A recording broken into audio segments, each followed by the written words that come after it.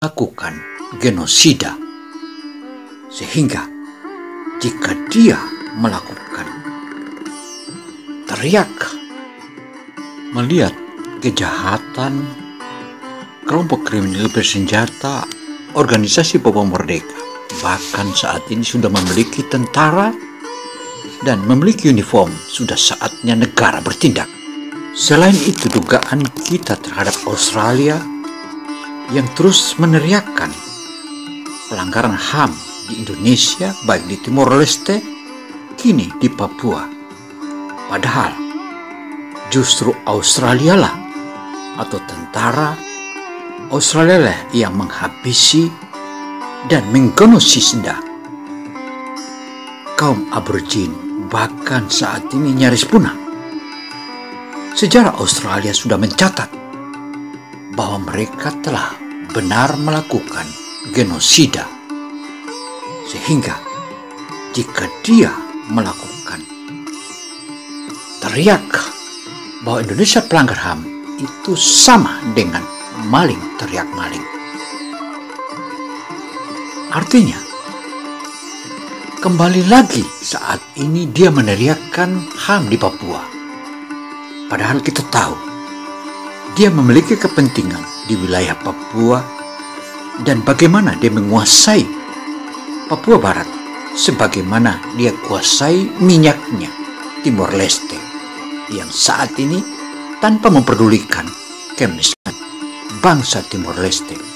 Yang penting dia senang dan senang, itu prinsipnya. Assalamualaikum warahmatullahi wabarakatuh. Panas dinginnya hubungan Indonesia dengan Australia tergantung bagaimana.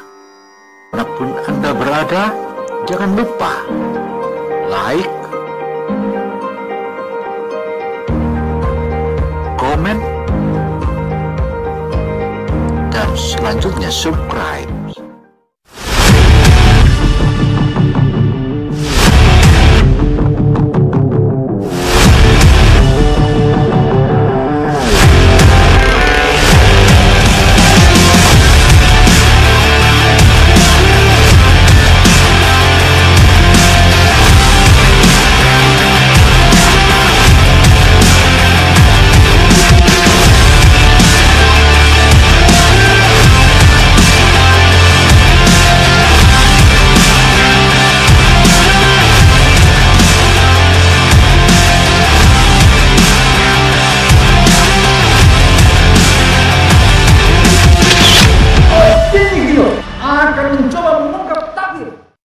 Bagaimana kita menyikapinya, karena negara yang satu ini memang benar dia memiliki kepribadian ganda. Untuk itu, negara kita harus mengambil sikap waspadai, dan juga saat ini banyaknya tentara bayaran yang sudah masuk ke Papua mendukung KKB itu, maka lawannya adalah sniper. Sniper andalan kita sudah cukup beraksi di wilayah itu. Kita berharap sniper yang saat ini berada, yang bertugas dengan baik untuk melindungi negara kita, juga harus ditambah biar menghentikan seluruh kejahatan para penjahat-penjahat yang ingin merampas tanah kita itu. Bangsa kita selalu memiliki sikap yang baik, meski kita tahu hubungan panas dingin antara kita dengan negara tetangga itu wajib. Papua sudah terkategori 60 tahun. Tak henti-hentinya terjadi kejahatan, bahkan semakin masif. Bendera bintang kejora dan organisasi Papua Merdeka semakin bertambah. Ini tentu saja kita tak bisa lagi menjadikan hal ini menjadi rahasia umum, sehingga kejahatan negara tetangga ini sudah menjadi motoris dan terus melancarkan tudingannya terhadap Indonesia atas pelanggaran HAM. Padahal kepribadian gandanya kita sudah sangat paham, dan ternyata faktanya, justru negara tetangga kita itulah yang melakukan pelanggaran HAM dengan menggenosida hingga jutaan aborigin merenggang nyawa dan tercatat nyaris musnah ras aborigin, padahal mereka adalah pemilik sah benua Australia itu. Nah, bagaimana kita rangkum hal ini? Berikut laporan reporter Opini Gino Television Indonesia. Adapun judul yang akan kita angkat kali ini adalah kita agak tegas sedikit, yakni maling teriak maling. Indonesia patut waspada terhadap sisa-sisa bangsa kolonial yang masih terus melakukan adu domba terhadap sesama anak bangsa kita. Bagi bangsa Indonesia yang terus mempelajari sejarah, tentu saja politik adu domba yang dilakukan oleh kolonial itu sudah hal biasa dan itu kita harus waspadai. Operasi rahasia mereka di wilayah Bumi Cenderawasih, untung saja intelijen negara kita terus mengantisipasi dan melakukan operasi senyap. Dan operasi senyap itulah yang menghabisi para gembong-gembong atau otak dari pemasok-pemasok senjata ke wilayah Papua Barat. Dan ini tanpa disadari oleh masyarakat OPM atau Papua. Karena itu bangsaku, sadarlah, politik adu domba dan memutarbalikkan fakta itu adalah kebiasaan mereka, sehingga kepribadian ganda mereka kita pahami. Makanya terbaca sudah dengan melakukan operasi intelijen di wilayah Papua dan terus memberikan doktrin hingga mendrop senjata ke wilayah Papua Barat. Ini menunjukkan bahwa negara harus hadir. Karena itu melalui Panglima Yudo Margono telah menyebutkan bahwa operasi yang saat ini di bumi Papua dinaikkan statusnya menjadi siaga tempur. Tentu itu jawaban yang selama ini ditunggu oleh masyarakat Papua karena wilayahnya tak senyaman dengan daerah-daerah provinsi lainnya di Indonesia. Ketakutan masyarakat terus ada menghantui mereka. Bahkan tidak mengenal waktu. Kalangan organisasi Papua Merdeka ini dengan berlabel KKB OPM yang diberikan oleh pemerintah kita sudah saatnya bukan lagi kita sebut sebagai KKB, tetapi ini adalah separatis dan teroris. Wajar kita hadapi. Dan kita patut bersyukur dengan kesiapan TNI Polri yang terus melakukan operasi dan menjawab semua tantangan-tantangan negara-negara rakus terhadap bangsa kita ini. Rakusnya mereka kita tahu, dan uji coba mereka sudah dilakukan dan itu terbukti di Timor Leste. Fakta inilah sudah saatnya kita persiapkan antinya. Jika saja mereka menggunakan taktik tempur anti gerilya atau operasi rahasia, maka kita jawab dengan operasi senyap. Fakta itu kita sudah mengenal dan tahu bagaimana jutaan nyawa aborigin dihabisi satu persatu hingga akhirnya tercatat sudah jutaan masyarakat aborigin yang ada di benua Kanguru itu bahkan saat ini terbilang nyaris punah. Ini merupakan salah satu kebiasaan kaum yang selalu doyan perang itu. Maka bangsa kita sudah harus bangkit kembali sifat juangnya untuk membela tanah air dan menghadapi lagi kembali politik-politik kolonial dengan cara adu domba itu. Saat ini OPM adalah salah satu organisasi yang saat ini sudah termakan dengan politik.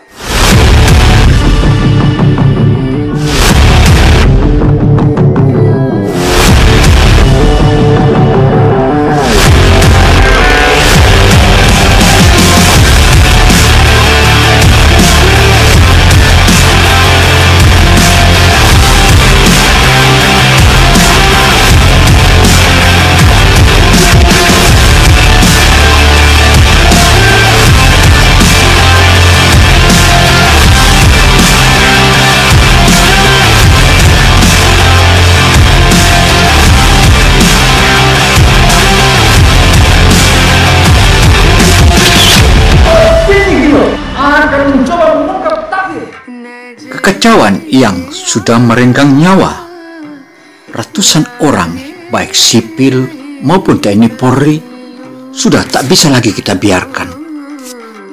Inilah salah satu ilustrasi operasi senyap kalangan Kopassus yang sudah melakukan operasi ini. Sudah cukup memakan waktu. Tetapi ada-ada saja mereka terus melakukan penerapan.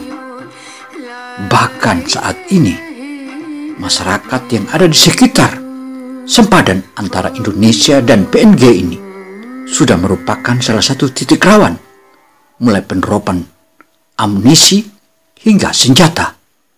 Perdagangan senjata di wilayah ini sudah harus dijawab dengan perketat perbatasan.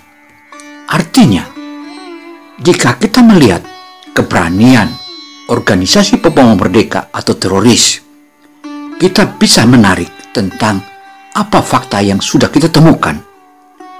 Sebagaimana fakta yang kita temukan yang ditangkap oleh anggota TNI maupun Polri di wilayah sempadan, tepatnya di wilayah perbatasan Maroki, ditemukan sejumlah narkoba.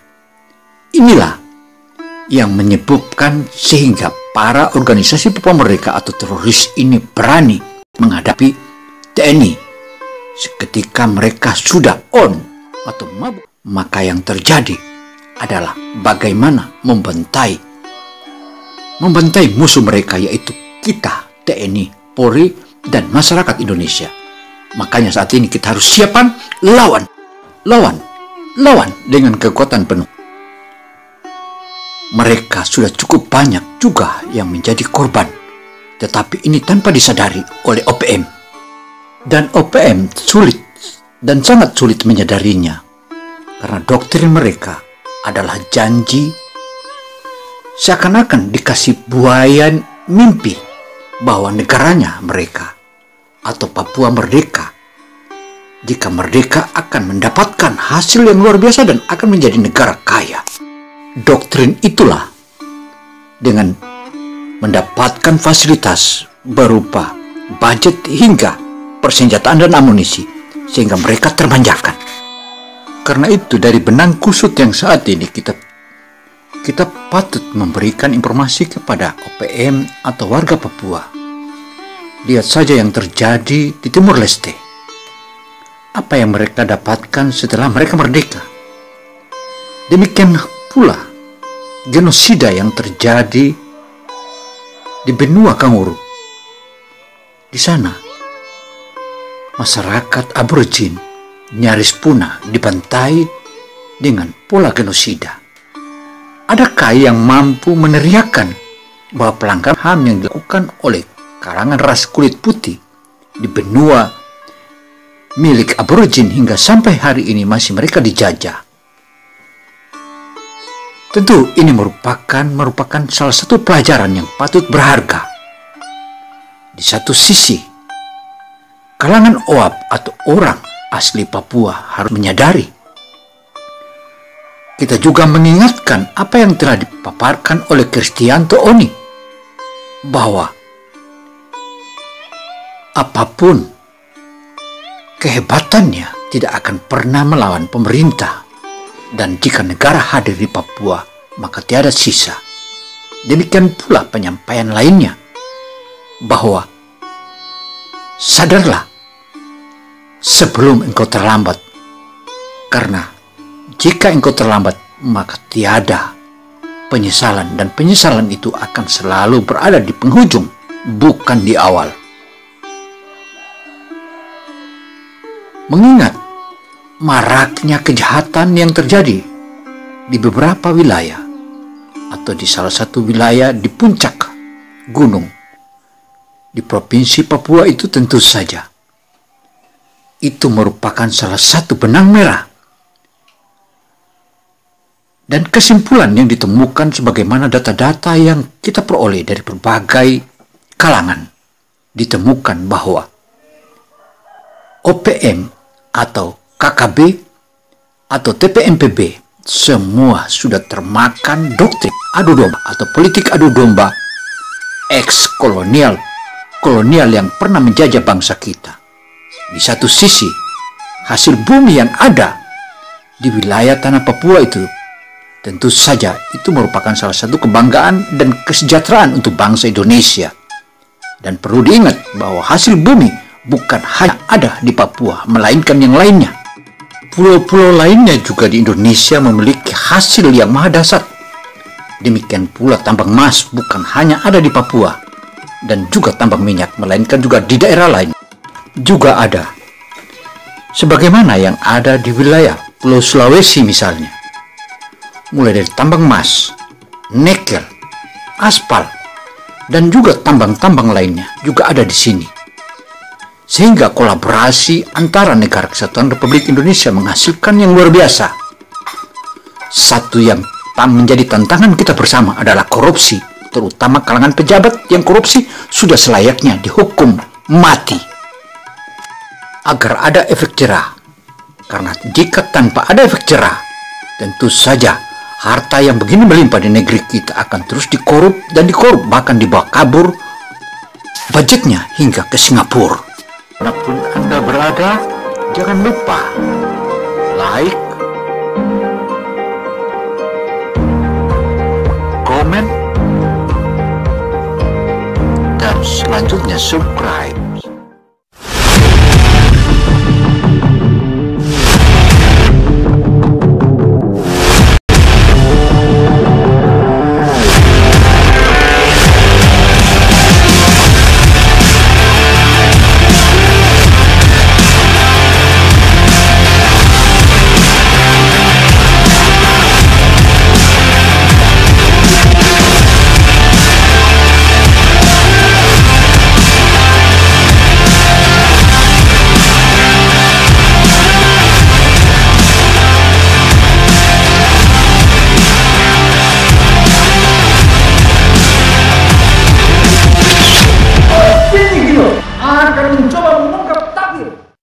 Singapura dan Malaysia adalah surganya bagi koruptor Indonesia yang untuk menampung dan menyimpan duit korupnya di sana.